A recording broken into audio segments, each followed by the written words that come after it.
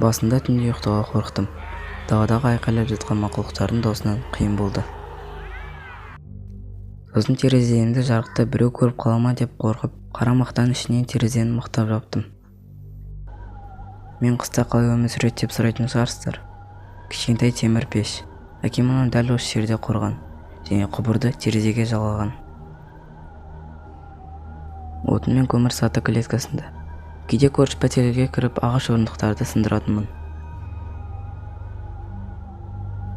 Кешке қарай жылы пештің жанында ұйықтаймын. Бәрі жақсы болған, бірақ тамақ біткен күн келді. 12 банка консерві қалды. Дүкеннің қоймасына барым керек еді.